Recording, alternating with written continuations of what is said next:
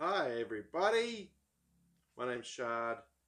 This is episode 23 of 1 Foot of Books. Yes, that's what it's called. Jeez. Got a foot of books here, 1 foot, about 30 centimeters.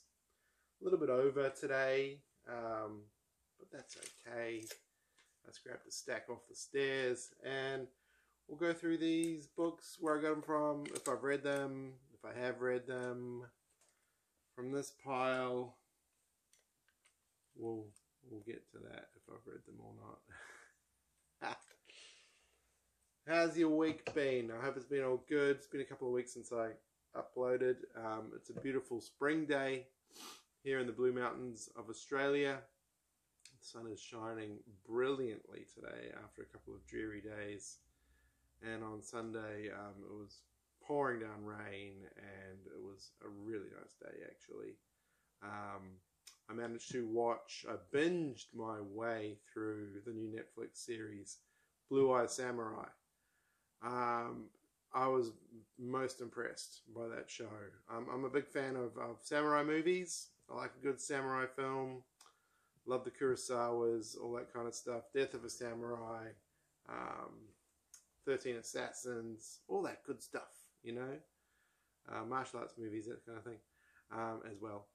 But samurai films, I think, are their own genre. But Blue Eye Samurai, if you haven't seen it, oh my god, mwah! It's animated, but it's not for kids. Mwah! It takes a lot of the traditional samurai tropes.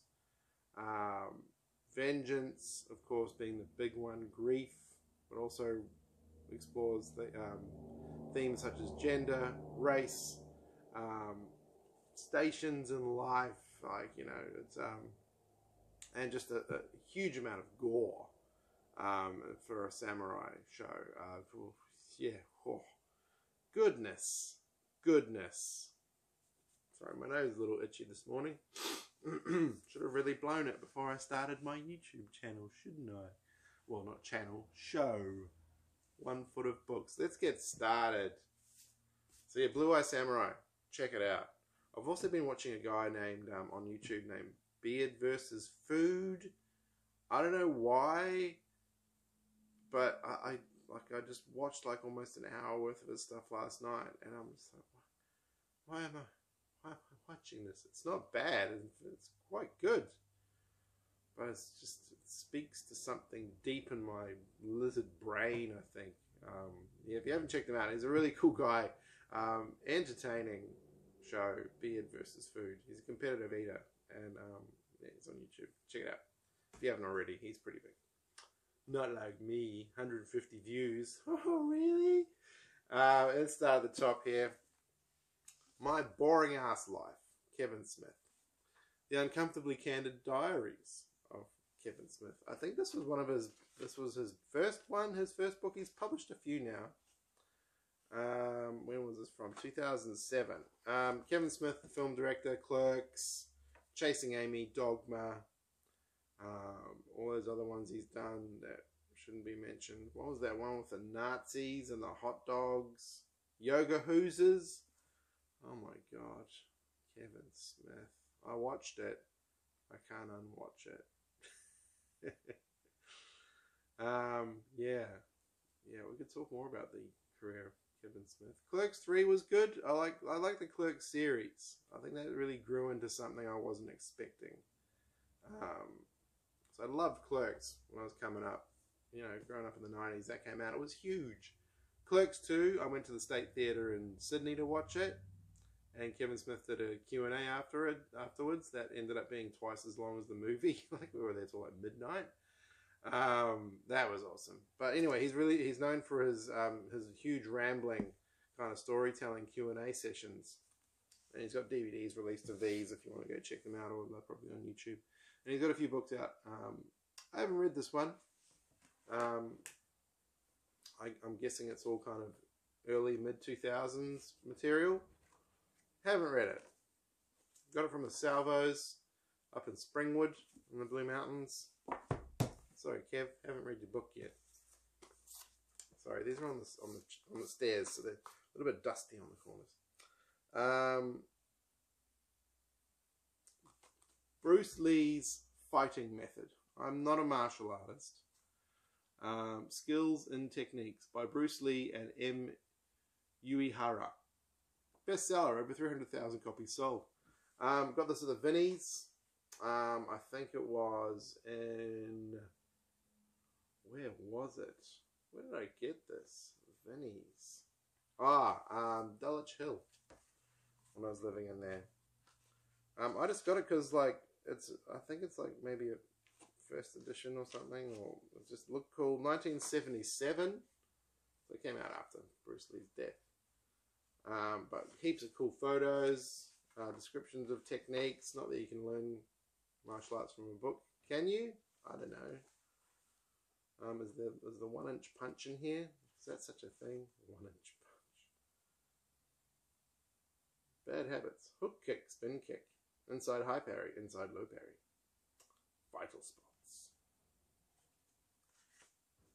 Yeah. I was going to give it to a friend of mine, but I never have. I've never given it to him. I should, though. Shouldn't it? I don't think I'm ever going to read it, but it's nice to have on the shelf. This is a book I have read, John Vorhaus, The Comic Toolbox. Back about, I don't know, what's the year? 2023? 2009, 2010, I decided to dip my toe into the stand-up comedy world. And I did. I got up like 10 times at various open mics over a year. It was hard, dude. And dudettes and nondescript dudes. Comedy is hard. Being funny is hard. This is a cool book though. He's an Australian stand-up and just wrote a book full of exercises about how to find the funny in things and working on your stuff. And was he American? No, he's American. Yeah, sorry. Australian? I don't know. When's this from? I think it's from the early 90s. John Vorhaus. 1994. If you are looking at going into stand-up comedy, my tip is just to get up and do it. You'll find out pretty quick what works and what doesn't, but you just have to keep getting up as much as you can. And you can get a lot from books like this, and there's people selling, like, you know, training programs and, like, you know, comedy courses. Take one. There's nothing wrong with taking one. There's nothing wrong with reading one of these books and doing the exercises in them, because they do work and they will help you get more funny. Yeah, just be wary. There's a lot of snake oil salespeople out there. But books like these, I think they're worth it. They're worthy. You'll get something out of them. I use this a bit to like work on my jokes and stuff like that. Not that I have any to tell you now, except my life. Yeah, they're really good. There was another one written by a female stand-up comedian that's apparently really good as well, but I can't remember the name of that one. But yeah, the Comic Toolbox. I've seen this around in a couple of shops over the last 10 years. I don't see it around often. But if you're aspiring stand-up comedian, or if you're a comedian and you're just like, man, I need some new approaches, this is a good book. I got this from, I think the Salvo is a miracle. Like $1. Got this one from the Vinnies and Dulwich Hill. DiLillo, Underworld. Haven't read it. Look at the size of the thing. It's like 800 pages long. I've heard really good things about DiLillo, but I haven't read any of his stuff. If you've read this, let me know. Is it a good book? Should I read it? 800 pages. That is a big ask.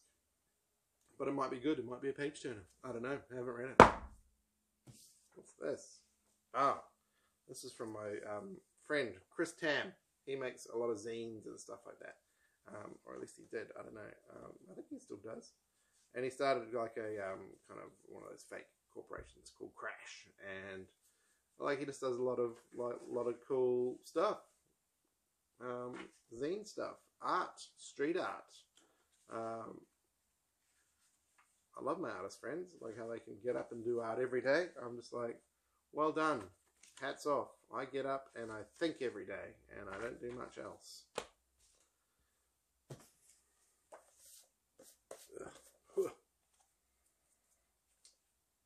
This is from Freedom Press.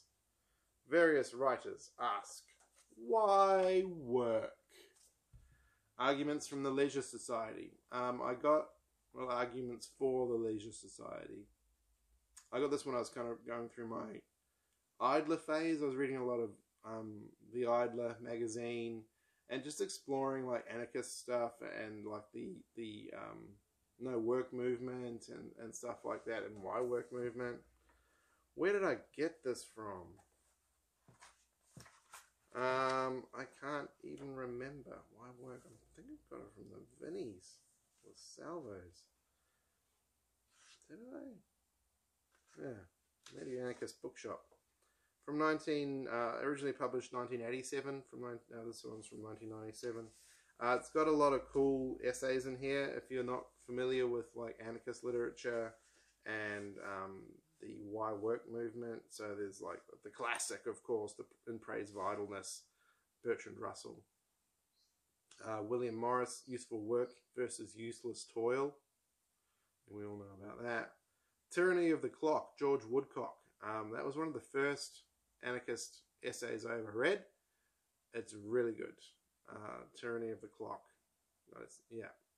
I wouldn't mind rereading that, actually. It's been a long time since I read that, but it really made an impression on me. Who else is in here? Problem of Work, Camillo Bernini, The Art of Shoveling, Edwards. Measuring Misery by John Huston. I think I'm going to leave this at the top of my list, top of the pile, and maybe dip into this a bit. Yeah. Cool. I like that. Yeah. Rediscovering stuff in the old pile. Ugh. Sorry. Got this at the Vinnies up in Dulwich Hill, Notes from the Underground. Dostoyevsky. Like I've said in a previous video, I've started and stopped Crime and Punishment, I think like twice.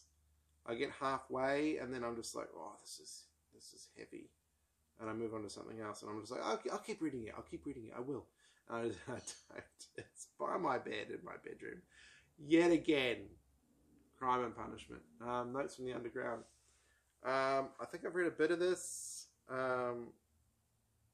In this work, we follow the unnamed narrator of the story who, disillusioned by the oppression and corruption of the society in which he lives, withdraws from that society into the underground. Again, I think I got this while I was keeping an eye out for it because of the whole Why Work movement and idleness stuff, and just like, you know, writers writing about rejecting society, which I've always liked, because it's a deep vein running through each of us. The question of what to do in consensus reality. This is from my friend's dead uncle's collection. Did somebody say totalitarianism? Slavoj Zizek. I got this from my friend's dead uncle's collection. He had a couple of massive bookshelves full of this kind of stuff. Haven't read this. Like most of the stuff I got from the uncle's collection. Didn't read it, or haven't read it yet. 5 Interventions in the Misuse of an Ocean. Zizek. I don't know. Has his time come and gone? Is he still around? Is he still relevant? I don't know. I used to see him a lot, but now less so. Yeah, haven't read that. Got this one from the Salvos in Marrickville. Oh no, I got this one from the Anarchist Bookshop when I was getting rid of a bunch of boxes of books that was just put up on Facebook. We got heaps of books and boxes out the back. Come and get them. Take them. Free. And I was like, dude, they had a Wilhelm Reich book there. The Invasion of Compulsory Sex Morality. I've got a few of Reich's books. I got into the idea of Reich more so than reading his stuff through Robert Anton Wilson and him kind of retelling the fate of Reich, who had all of his papers and books and research materials burned by the FDA in America in the 1950s. He was making an orgone machine and trying to sell it. Quackery, I guess, basically, depending on who you talk to. But he was very convinced. And they arrested him, and then they put him in jail, and then they burnt all his stuff, and then he died.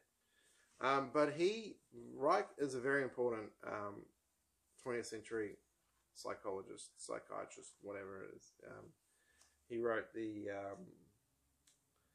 a book that he wrote about the rise of fascism and stuff like that and how it all works. And I've read a bit of that. Heavy stuff, man, heavy. Any Reich stuff is hard. Mass psychology of fascism. Yeah, he kind of wrote that in the aftermath of the rise of Nazism. And he was taught by Freud, which is a good thing or a bad thing. I don't know. Anyway, yeah, got this book out of a box of free books, and I was just like, dude, I'm probably not going to read it, but I want to have more Wilhelm Reich stuff on my shelf because it's hard to get. It's hard to find his stuff. This one is from... Oh, there you go. It's a first British edition, 1972. Yeah, cool. I got this from the where did I get this? Reverse Garbage in Marrickville. Using Folktales. I got this because I was like, I want to read more folktale stuff to my kid. And this person, Eric K. Taylor, it's all about, it's deconstructing folktales. This book shows how to take advantage of the unique characteristics of folktales to promote language learning. Gives practical ideas on using folktales to generate interesting and fun listening and reading texts, develop critical thinking, stimulate talking and discussion, blah, blah, blah, bling, bling, blah. Yeah, haven't read it. It looked kind of interesting. Belonged to Anne Fraser. So it's a textbook, basically, from some kind of teaching course from the year 2000. Ugh, more dust. Sorry. Jeez, how unprofessional. Paulo Lins, City of God. I've seen the movie a bunch of times. I love the movie. The movie's amazing. I haven't read this. I got it from my friend's bookshop, Urchin Books in Marrickville. Go there, hang out, say hi to Rachel, buy some books. Haven't read it. Haven't read it yet. I've had this for like 15 years. Tacitus, the Annals of Imperial Rome.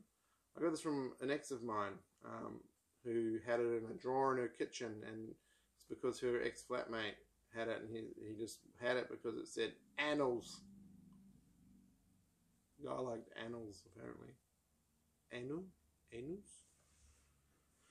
The Annals of Imperial Rome, the last and greatest work of Tacitus, covers the period of AD 14, just before the death of Augustus, to the death of Nero in AD 68. Haven't read it. Again from my friend's Dead Uncle's collection, Quotations from the Anarchists. Nice hardcover version, edited by Paul Berman. When is this from? 1972. So it's got basic subject headings. Abolish God, revolution, what is anarchism, smash the state, capitalism is the greatest crime of all. Let's have a look at some from Smash the State, page 36. I'll pick a couple of short ones. It is the secret curse of every power that it becomes fatal, not only to its victims, but to its possessors. Rudolf Rocker. What a name. Nationalism and Culture, 1933. Destruction of all political power is the first duty of the proletariat. Edico Malatesta.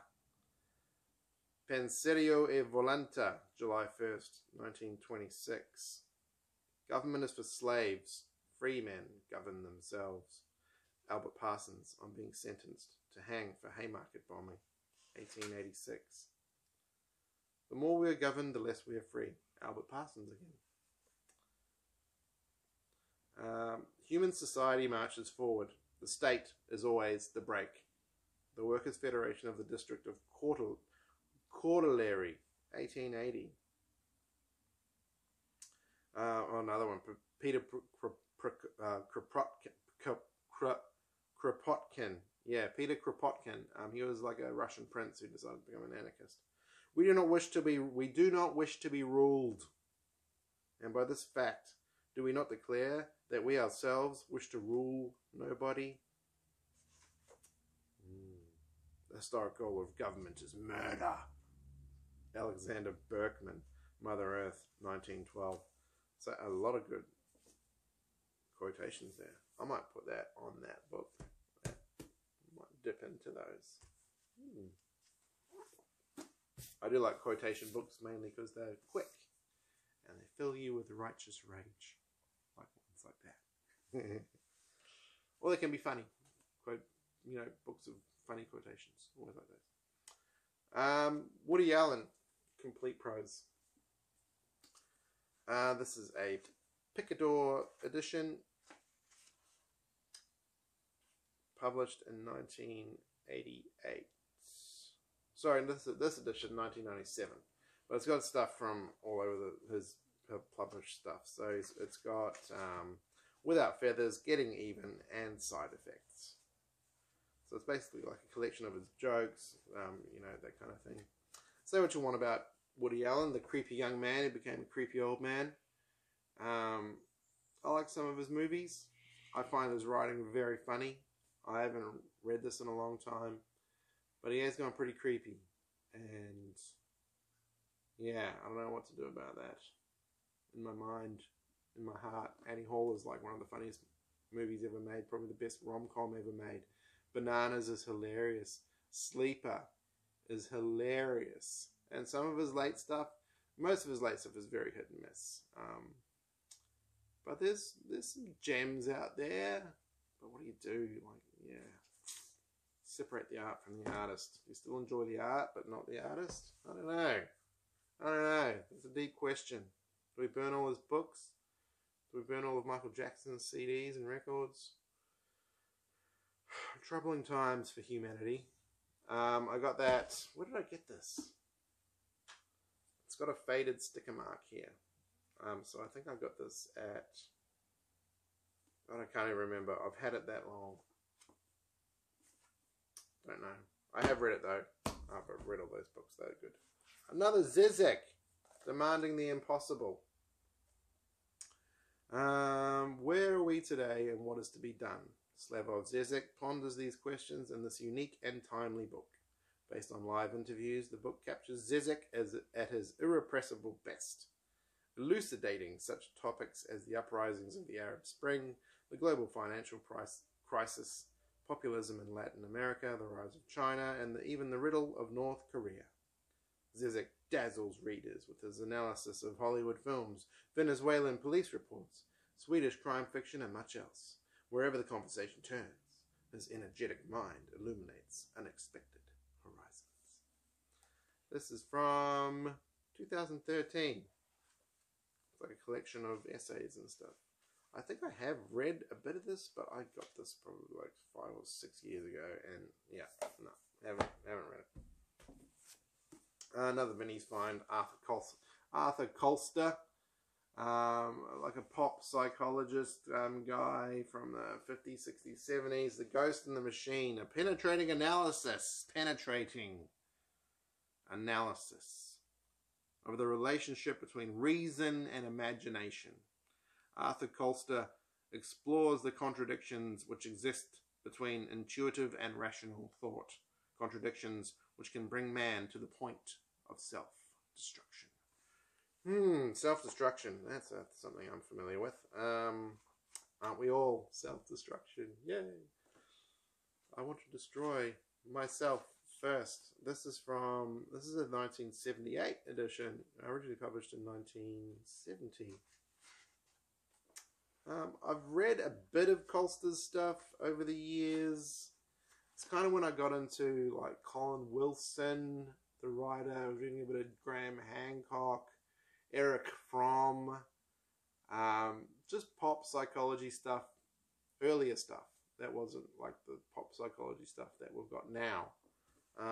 But you can see the parallels for sure. Like, you know, it's just all these like popular psychology books these days are all just based on old stuff. Like, you can probably just track it all back to the Buddha and Jeebus, you know, the Golden Rule and that kind of stuff. It's all very old information. If you ever need any pop psychology stuff, just remember it's all based on old info. But anyway, this, never read it. Haven't read this. Don't know if I ever will. I've had this for a really long time. Where did I get this from? Ghost in the Machine. I have seen ones around this. I think I got this from Vinnie's in Dulwich Hill, or even earlier. I can't even remember. It's been so long since I got this book. The pages are starting to yellow. The glue's starting to crack. What's some of the chapters in here? Part 1. Order. Wow. That's a part. The Poverty of Psychology. The Chain of Words and the Tree of Language. Individuals. Part 2. Becoming. Order. Becoming. Part 3. Disorder. And is there a part 4? No. Ends on disorder. Oh no. The Three Brains. A Unique Species. The Age of Climax. That might be an interesting read. The Predicament of Man. Yes, we are quite the predicament, aren't we, men and humans? That's it for episode 23 of One Foot of Books. Got my Aldi English breakfast tea. Not bad. It's my first cup of tea in ages. I usually drink coffee, and I've really got to branch out into my hot beverage, into the hot beverage world a bit more, like I used to. I used to drink a lot of tea, but now less so. More coffee. Shouldn't be done to that extent. Anyway, got a couple of books here I'm going to dip into. I'll let you know how they go. Bit of dust. Bit of dried on Weet-Bix on the coffee table. If you got kids and they like Weet-Bix, you got to attack spilt Weet-Bix straight away, or else it just hardens like snot on your table and you got to end up scraping it off with your fingernail.